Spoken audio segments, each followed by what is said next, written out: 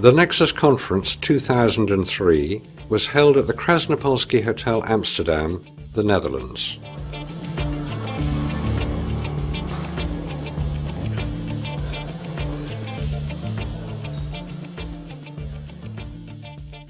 I would like to introduce myself. My name is Duncan Rhodes. I'm the editor of Nexus magazine. I assume most people here read the magazine. Thank you all very much, I should say. Duncan Rhodes, editor of Nexus magazine, introduced the speakers.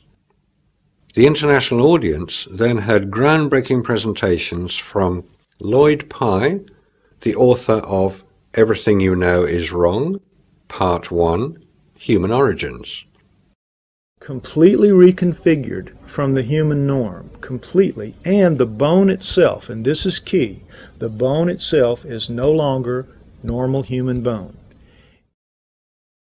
Jan Lamprecht from South Africa, the author of a groundbreaking book, Hollow Planets. The explanation when you use the hollow earth idea is actually a smoother one. You don't have to assume many different things. David Hatcher-Childress, author and owner of Adventures Unlimited Press. Throughout the world, there has been this purposeful destruction of knowledge to keep us from knowing what it was like in the past. Michael Cremo, author of the classic Forbidden Archaeology. The main reason why we don't hear about them is that these discoveries contradict, the Darwinian theory of evolution. Aleksandar Milinkovic from Serbia, discussing the work and influences on Nikola Tesla. The other serious question is, what happened to his Nobel Prize? Lawrence Gardner from Britain. His new book, Lost Secrets of the Sacred Ark, looks into the influence of white powder gold. This material, which they're calling stardust, they're now saying could actually be the very key they're looking for to give us a clue to the origin of the life force on this planet.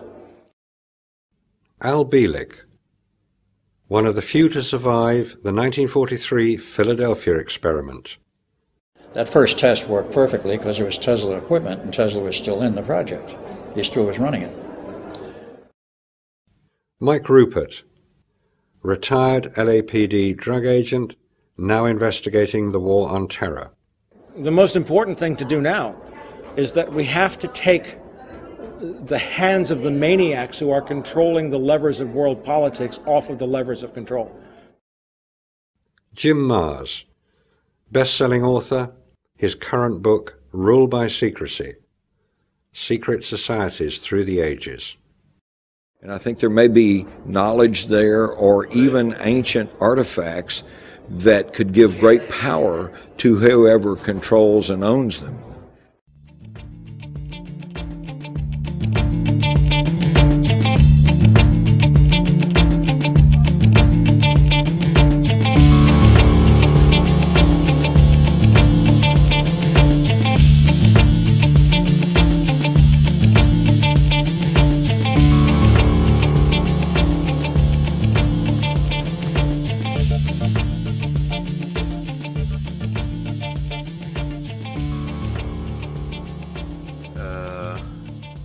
I feel that the speakers before me,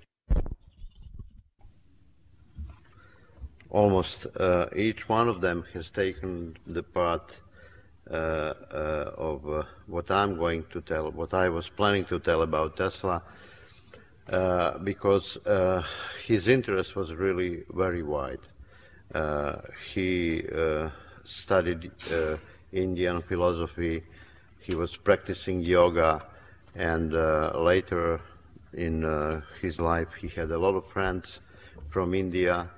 He was in contact with Vivekananda, with many other people. Louder. Yeah. In the mic. Who? Close to the mic. Yeah, yeah. And he had a lot of friends from the so-called spiritual world. So His only interest was not the science and electricity. Although, as you know, he is the man who gave us the most, almost everything that we have today that goes on electricity. He practically enabled and predicted our time. His projects were based for the radio, for the television, for computers, for internet technology, telegeodynamics, refrigerators, if you like, or microwaves, or almost anything that you can find in your kitchen. He also manufactured artificial food by oxidized oxygen. He made the first plans for flying machines. You know, the plans that were made by Leonardo da Vinci, but the man who made them possible and who made the first projects and who had quite fresh ideas, which are not fulfilled yet, was Tesla. He was the first one who postulated wars which are going to be led by robots, not by people, with flying machines, with so-called Tesla shields, and many other interesting projects, like the most interesting one, like Death Race, which are going to reduce the victims in the wars, or probably completely eliminate the part of the humans in those bloody wars. Also, which is very important, he has left a lot of projects about the transmission of electricity, of electric energy, and specifically transmission of wireless transmission of energy. One of his most important projects for the times to come is probably the harnessing of the energy from the ionosphere, or any other cosmic energy that's practically each day bathing our planet. In 1995, for example, scientists registered that we had so much of energy coming to us that if we were able to capture it, we would have enough electricity and enough energy for each bulb light for the end of the Earth. Tesla had his plans about this. Tesla had some experiments about this. They were mainly done in 1898, 1899 in Colorado Springs. He left a big documentary, a book with the projects, so-called Colorado Springs Diaries, where you can find a lot of things about what he has finished and what he has started. But most of the projects that he had in his mind, unfortunately, has left in his mind, because later on in his life, especially after Colorado Springs research, he didn't care much to patent, to register his work.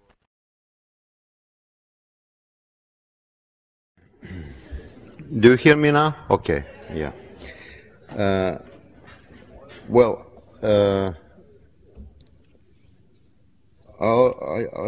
It would be a long story to tell you what else he left behind him. Most of the researchers, thank you. Most of the researchers around the world are researching his papers, and it's amazing how a great number of internet sites you can find on the wide world web. Once I tried to number the files, and there were around 70,000 internet sites dealing with Tesla work. Not all of them exactly dealing with his projects, with his scientific work, but some of them are artistic groups. There is a rock group named Tesla in United States. There is a piano group in London.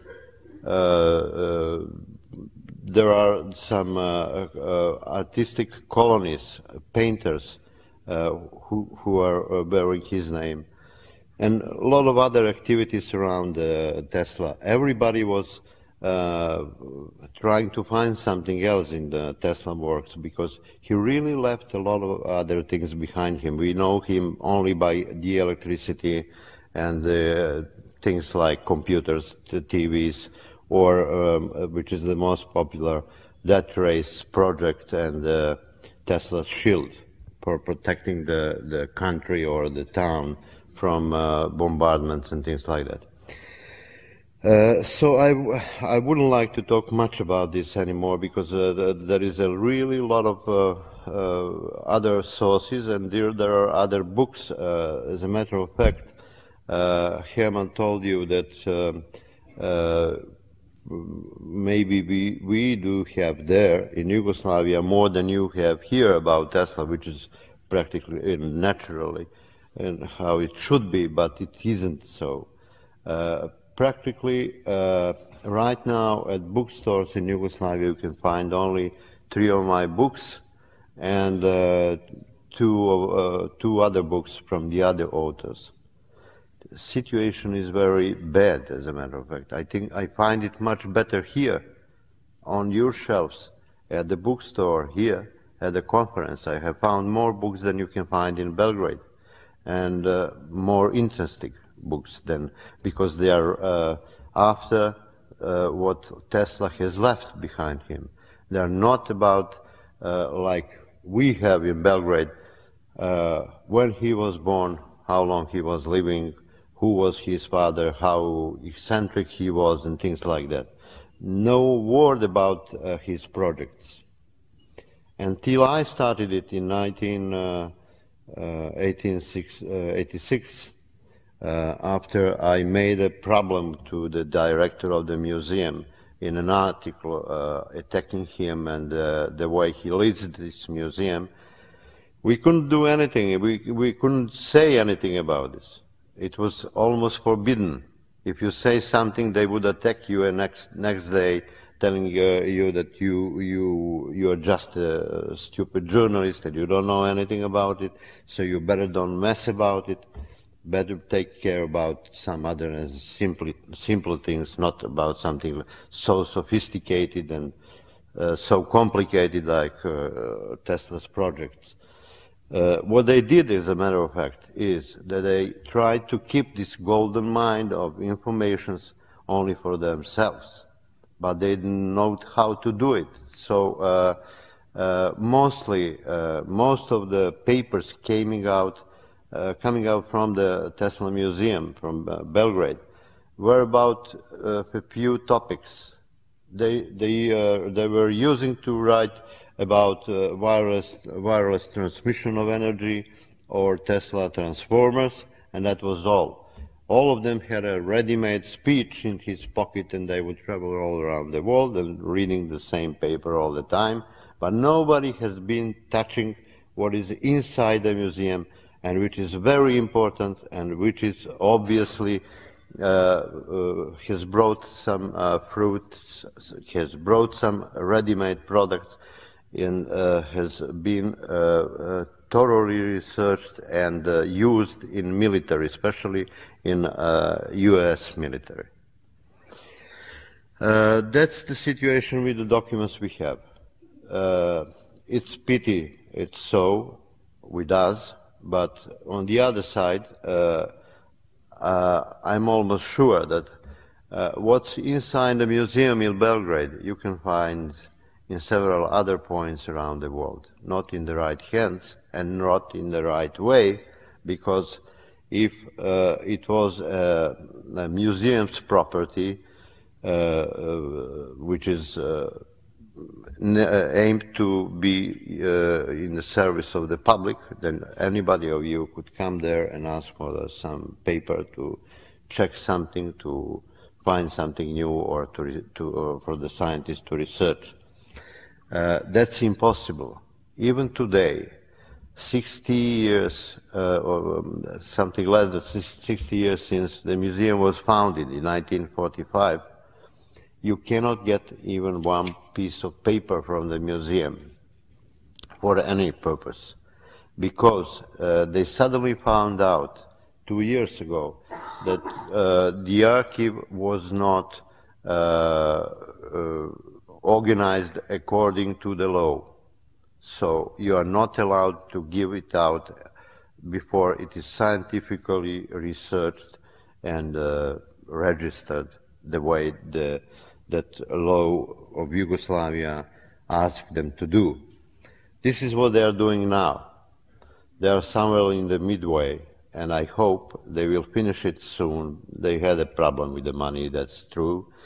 And they were financed from, I think it's Tesla Society in New York. They got some money, and they are starting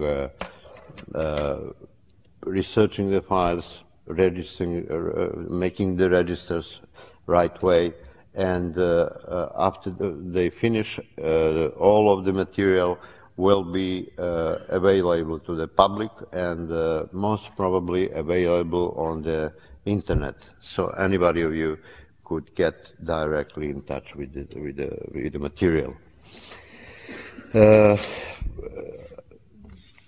I forgot to remind you that today is 60 years since Tesla died.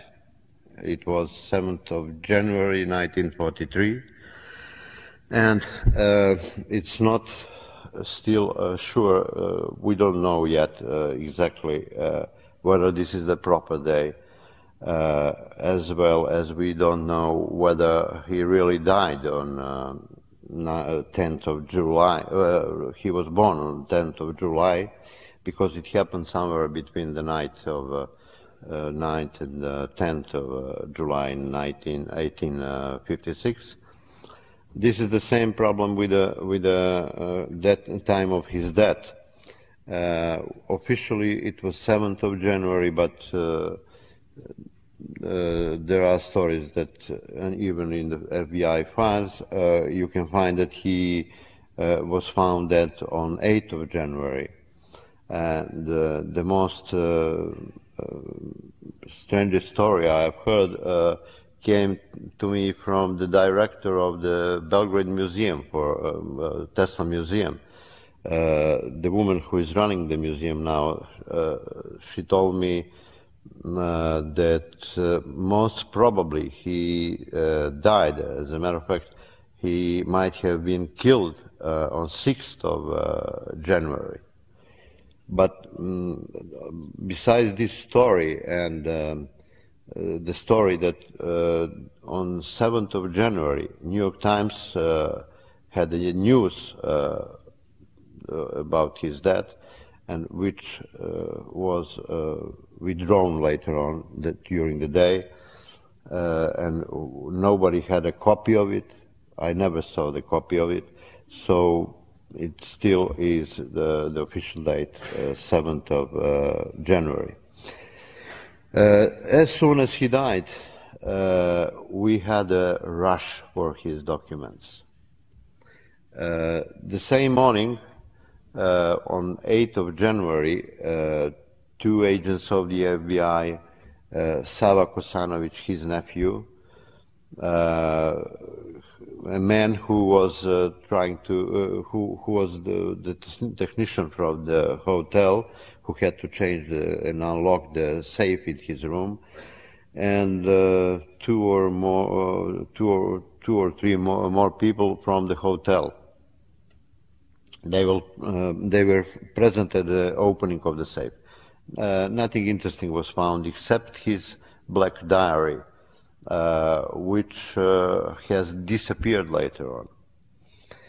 But what happened 20 days later is which makes this story more interesting, and the FBI files very interesting, because at that time, according to the FBI documents, the archive we have published now, we are going to publish,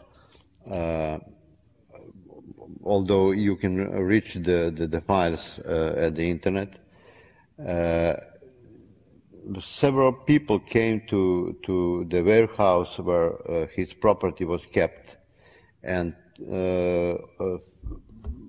according to the witness, doorkeeper at the warehouse, those were the people in the uniform with cameras, and they obviously made copies of the documents. They stayed there for a couple of days. And after that, FBI denied any connection with them or any connection with the documents. And if you read the documents, the archive of FBI, you will find out that there is nothing about this, that most of the documents are, they say so, are taken to Yugoslavia in 1952, and nothing was left there, so nobody knows what has happened with them. But the fact is, and this is why this book is important, that it proves for the first time after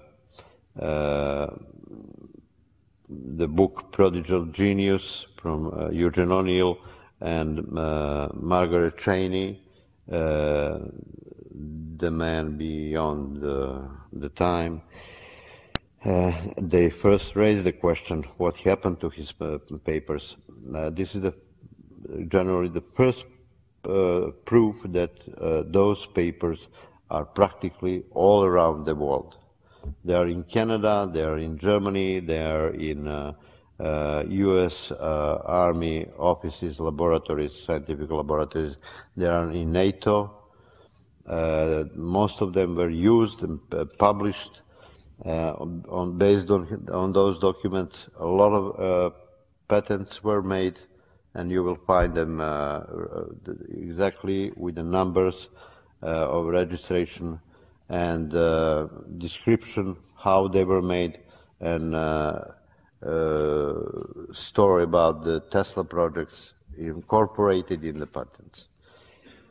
The other importance of the book and the files is that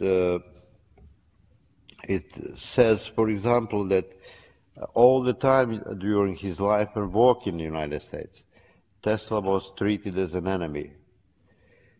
Although he had a passport, American passport, all of his documents were kept under the Department National Enemies.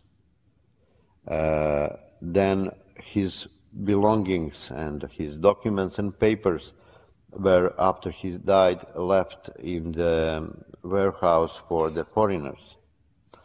During his lifetime, according to the FBI files, they were all the time suspicious that he probably was a Soviet spy, and in many of the reports, agents' reports from the gatherings where Tesla was present, are regarding the possibility that he probably had a contact with some Russian agents, what he was talking and with whom he was talking. And this probably started from 1920s when which is a very little known fact. Lenin was invited him to come to Russia, and he refused to go there. I don't know the reason. That there is no trace or any written trace of. It's known that he was. They asked him to come, but there is nothing about his answer. It also proves that many of the scientists during his life and after his death were trying to rely on his documents. One of them, for example, was Robert Golka, who several to Belgrade, I met him once there, who was working on a project on fusion, nuclear fusion. He went to the Tesla Museum in Belgrade asking for some papers to review, and you will see in the FBI files that he made a report to the FBI as soon as he came back to the States, explaining what he has seen in Belgrade. What the director of the museum told him that probably Russians are having in their hands, and how come that sometimes before 1975 Russians had a free, what's the right word? They came to the museum and they were allowed to research wherever they liked. The access, that's right. He was told exactly for what the Russians were interested in, and exactly what he heard, he reported to the FBI. So FBI knew exactly what are their researching plans in Russia about based on Tesla projects, and later on they have found out that Sari-Sagan project, generator for transmission of energy, was one of the parts of this deal, which was made with the Yugoslavian government. Nobody was allowed to have an access to these papers. But Russians did, because they got the right in exchange for signing the pact for the peace between the two countries. Aum Shinrikyo, you know this sect, what is the name for this? From Tokyo, from Japan. They were using sarin in Tokyo subways a couple of years ago, 5 or 6 years ago. They had an access to the Tesla files. Just 2 years or 1 year before this happened, they were visiting Tesla Museum, and they had all the hands open. Every door was open for them, and they could copy whatever they liked in exchange for the computer's technology. But not the computer's technology in general, but for one computer, for one scanner and things like that, the things that museum needed just to work normally. They gave them the access to the documents just to get some computers and things like that. This is how the documents from the museum were sometimes were easily accessed by people who should be, as a matter of fact, forbidden to do this, forbidden to work about this. About his papers, about the documents, about the book, I will open for your questions, but now I would like to tell you something about to answer some questions which are frequently asked by people about Tesla. So I suppose they will also be interested for you, and I prepared something. All the rest I left sometimes for you to ask me, because as you know, I'm coming from the country and from quite a different world that I really don't know how much you are informed about Tesla. One of the questions, of course, and the most interesting one is what's about his death rays? Do they really exist? According to, that's all I can say, my own research, and based on the documents I had in my hands,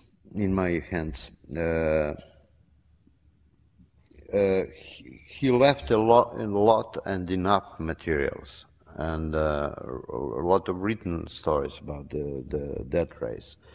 Probably the most significant ones are those telegrams he sent to his nephew, Sava Kosanovic, where he explicitly explains exactly what it is and how it works. Before that, 1936, a man from Yugoslavian embassy in New York, he also talked to him, and later on I had the chance to meet the man in Belgrade. He died about 10 years ago. And he also told me what he heard about it, directly from Tesla. And all the stories are the same. In short, as described by Tesla and what I have heard, this is it. Death rays are based on mechanical power. They use neutron particles, and they are kept and dispersed in more than 50 of Tesla's patents. So he was hoping that nobody ever will find out how to assemble the thing. When he was offering to the U.S. government and the English governments in 1936, the correspondence between the government of England and Tesla lasted from 1936 to 1938, and it finished when the World War was already going too far, so they couldn't discuss anymore. They didn't have a time to do this. But in both cases, the only way to do something about this was to organize the plant which would produce the generator, transmitter, which would produce the shield over the England or over the States. His only condition was that he is the only one present there with one or two technicians who would help him.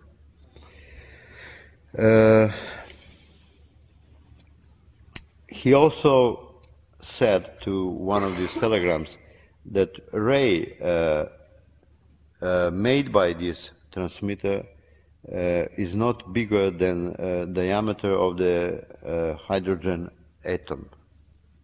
Atom, is it okay? Atoms is the word.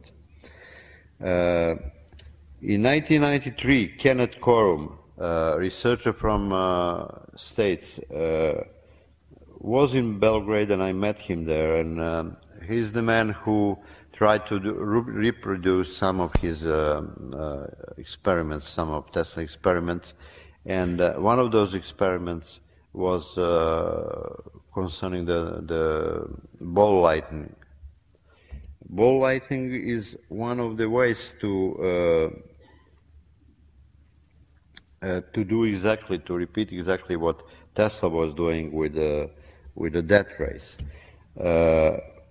According to their research, And what he told me when he and his brother, with whom he worked on the project, they told me that Tesla was quite right, and that the most important thing about now you don't hear me. Is it okay now? Yeah. The most important thing is sudden and powerful discharge. Cannot manage to produce light balls in straight lines, so from particle to particle, so that finally they would make a ray at the end. What we don't know about this is whether the principle behind that race,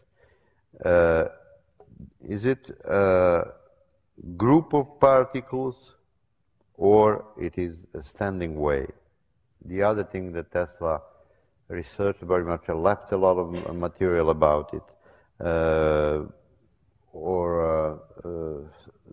there is a lot of material, and I remember the one which gives the most comprehensive information I have found in Aviation Week and Technology, published somewhere in 1856, with complete description of the standing waves and the probable solution how the generator could be produced.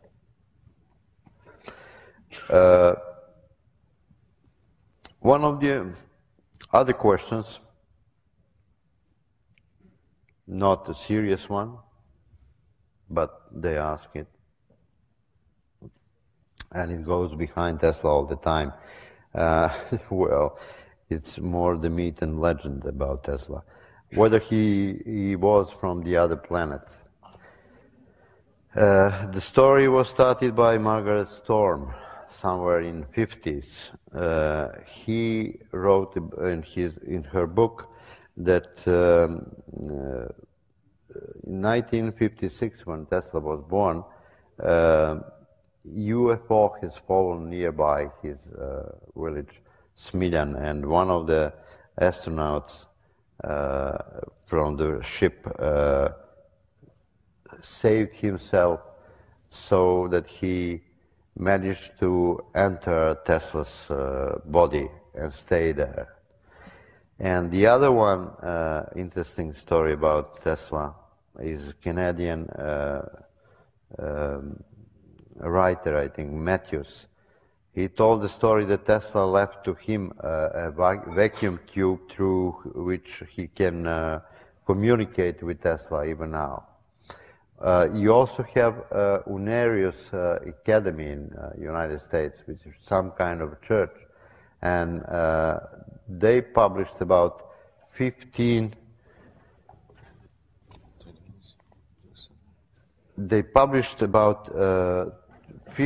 books of correspondence with Tesla.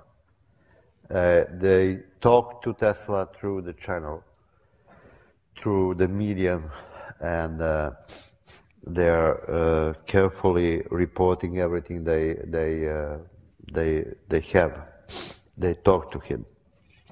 Some kind of radio. Whenever they like, they can contact him and his academy in the planet Parhelion or something like this.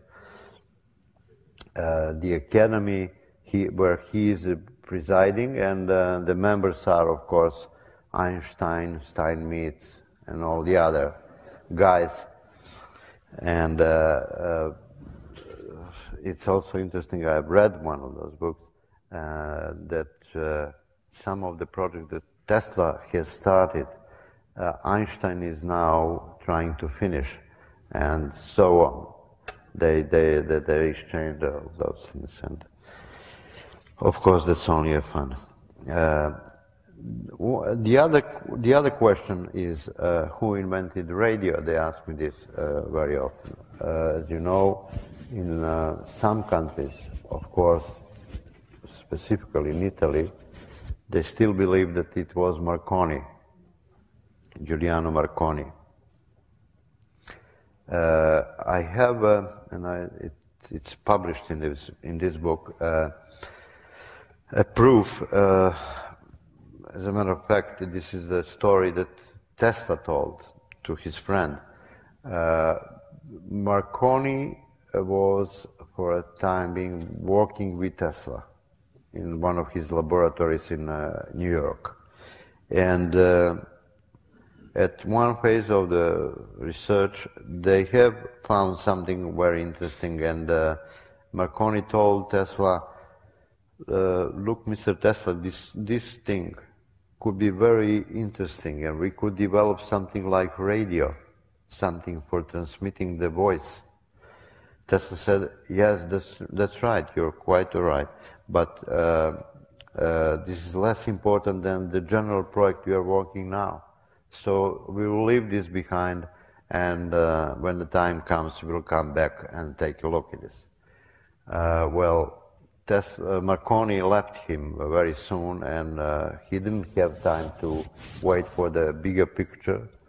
So he went back to the radio, and he invented radio, patented radio, and in 1909, I think he won the Nobel Prize for the radio. But as you know, by the decision of the American court in 1943, the rights for the radio were returned to Tesla by court decision and by proofs which were presented to the court in form of patents already done. So much about the. I have his words here. Let you quote Tesla about this.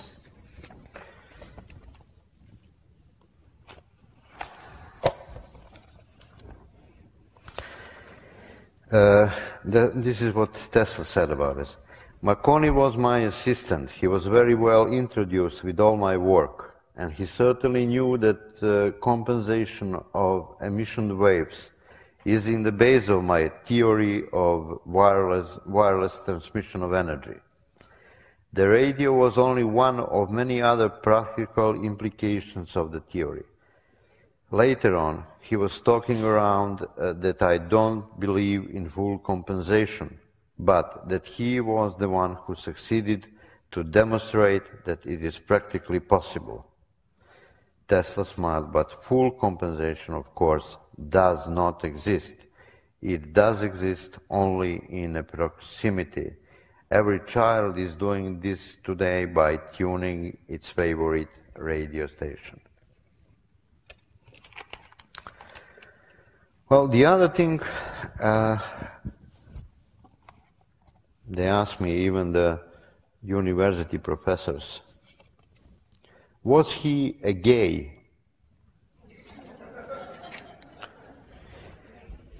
Well, according to what I know,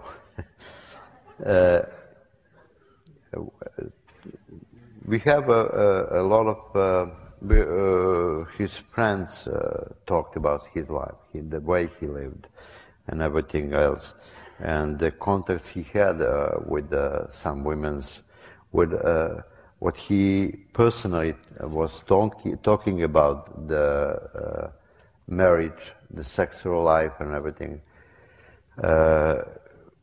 Leads us to conclude that he certainly was not a gay.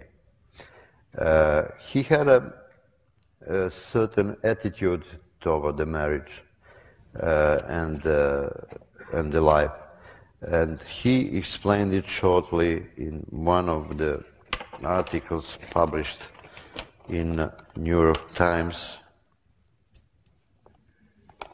in an interview talking about some other things about the way he lives and things like this. This is what he said.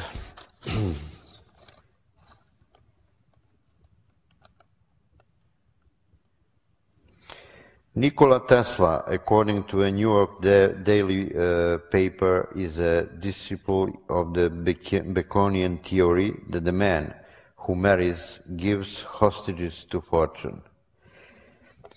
Just what Mr. Tesla's views are on this important subject may best be judged from his own words. He says, "I do not believe an inventor should marry because he has to intense a nature with so much in it of wild, passionate quality that in giving himself to a woman he might love, he would give everything and so take everything from his chosen field." And then he adds, "I do not think you can name many great inventions that have been made by married men."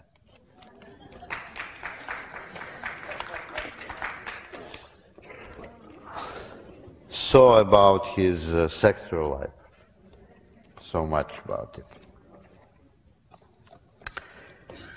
And about him being alive today. I have about 4 or 5 people who came to me telling me that they are incarnation of Tesla. Some of them even worked on some very interesting projects, so they called, and they tried to describe me some parts of it. But whenever you ask them, well, it's very interesting, we could publish it, or write in more details about your work. And of course, everybody was refusing to do this. But it's interesting that those people are, at least I know for 5. I don't know how many others are appearing around the world. But this is also one of the ways to show how great interest for the Tesla's work is today. And about, I forgot to show you, and to finish the story about the Tesla and the women. He really had a few good friends in life, which were women. One of them was wife of Mr. Robert Johnson, the owner of the Century magazine, who has published a lot of his articles about electricity. She really adored Tesla. And after she died, her husband, Mr. Robert Johnson, asked Tesla to take his daughter as a wife, which of course Tesla refused. I'll show you the pictures of 4 women who had the most of the time was spent with Tesla.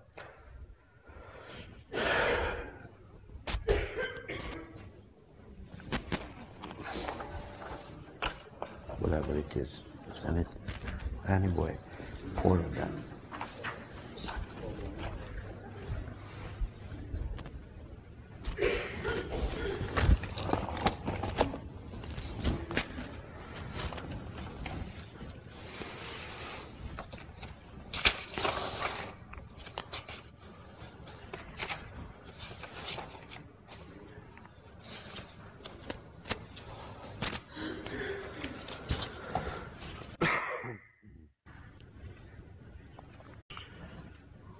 Just to have an impression, there is nothing more to say. Frances Warwick was one of those women who tried to marry Tesla.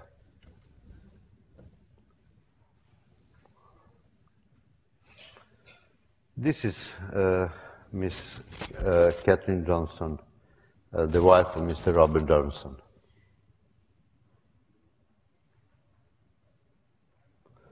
Flora Dodge and Catherine Mott. Catherine Mott was probably most persistent. He really was trying.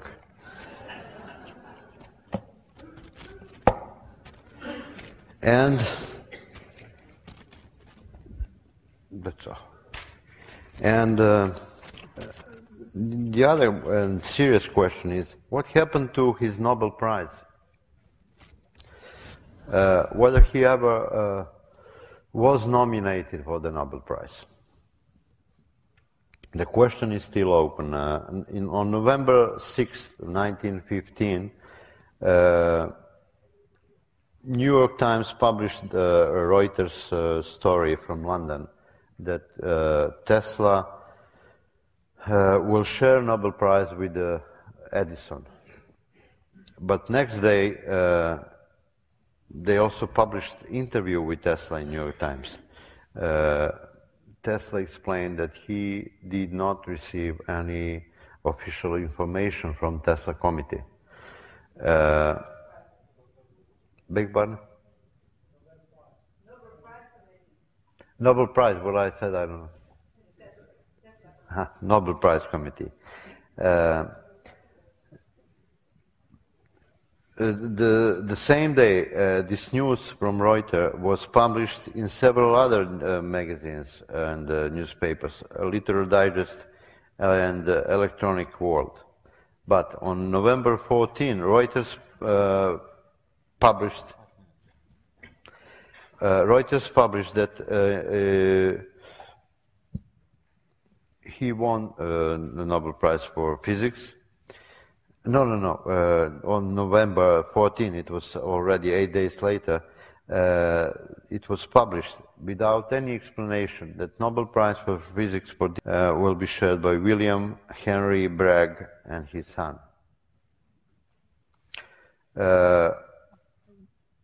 Many people asked the Nobel Committee what had happened. I also formally asked them to give me an information, but I never received an answer. So there is no trace from the committee what had happened about it. Later on, however, Kenneth Sweezy, a writer of his biography,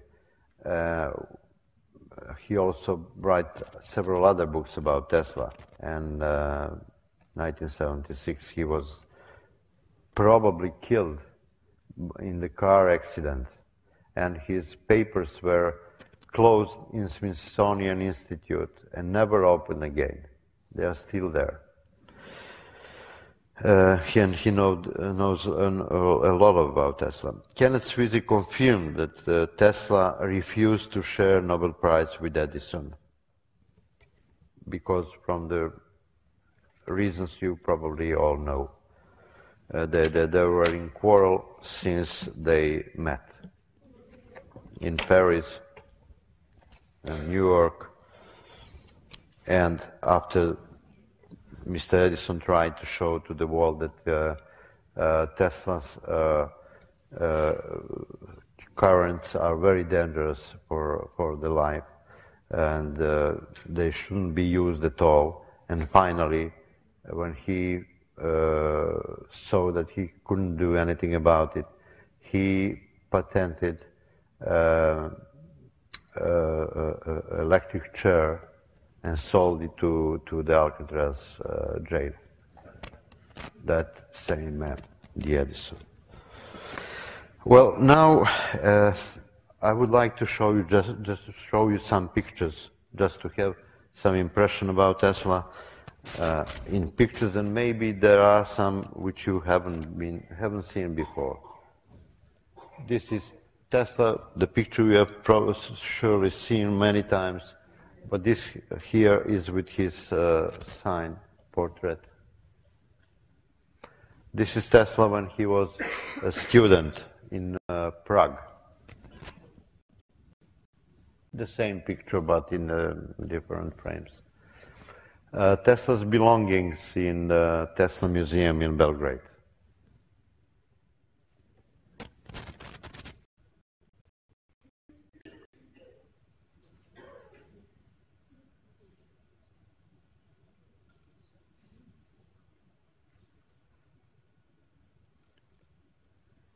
Something from his village in Lika, in the place where he was born. One of the books written about Tesla. It's from the 19th century. And this is his birth certificate, which proves that he was born on 10th of July, but of course we don't know exactly the time.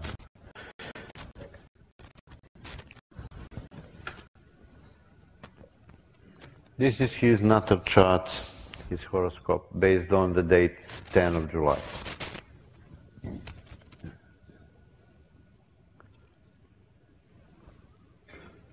(1883), another one. This is safe, now kept in Belgrade in the museum. This is Mr. Hoover, a friend of, big fan of Tesla.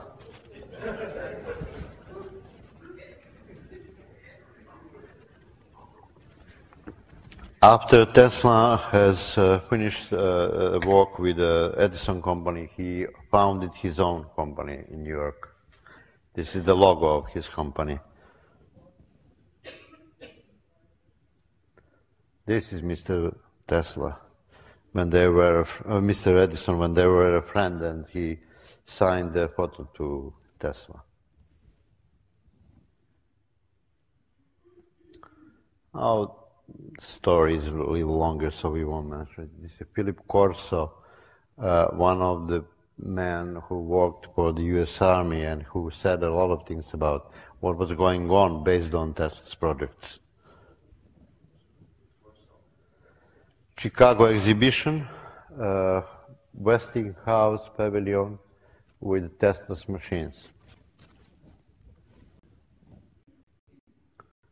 This is Tesla Museum in Belgrade now.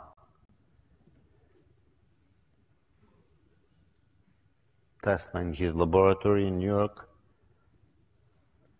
And this is his pictures only 6 months before he died.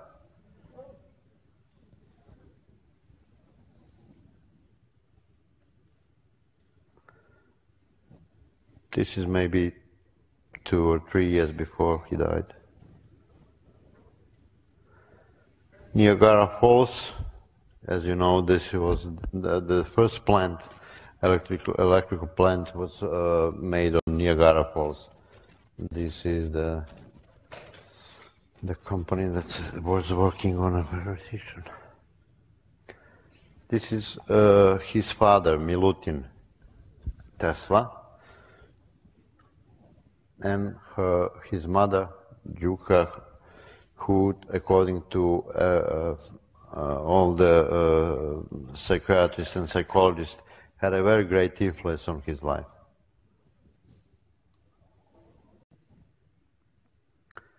This is the house he was born on the left, and the church where his father was working. His father was, and this is it. This is the last one.